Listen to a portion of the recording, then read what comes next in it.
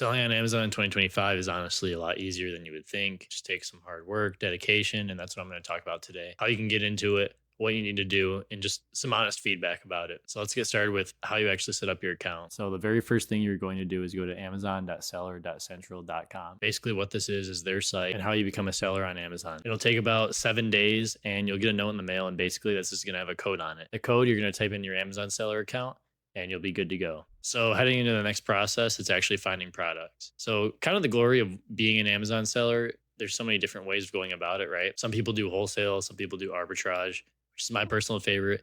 And some people go ahead and start their own brand. It really just depends on what you want to do.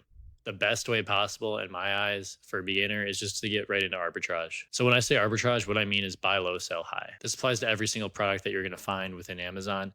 And where you're going to find these products, it's going to vary quite a bit. Sometimes they're going to be at discount stores. Sometimes they'll be online. Sometimes they'll just literally be in like Target, Kohl's, or any other box store that you would see anywhere. What matters though is that you're actually looking and using the tools that'll make you a successful Amazon seller. And I know a lot of people are going to be like, oh, well, you're gated on that, gated on this.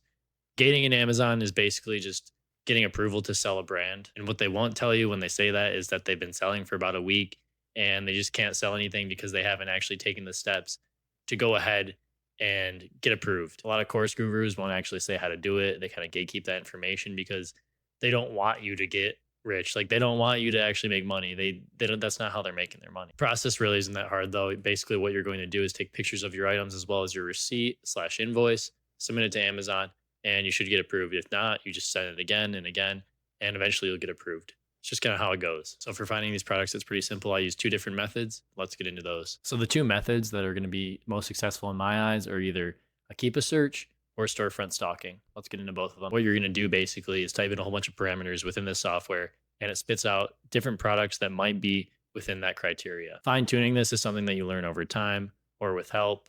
But as you get better and better at it, you're going to be able to find products that make you money by using Keepa. Storefront stalking using SellerAmp is the other one I use. This I found is pretty effective during Q4 just because people are moving products pretty fast. So they're posting them all the time.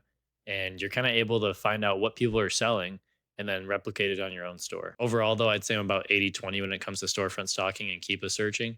So always having both of them in your back pocket is kind of super important. Yeah, and that was just a quick overview of how I kind of make money every month. I make around 10 to 15K profit every month doing this. I've done it for the past 3 years, sold over $1 million. If you're interested in working with me, I do have a mentorship. I don't accept everyone though. That's just how it goes because some people just, they won't succeed and I don't want to help people if they're not going to succeed, right?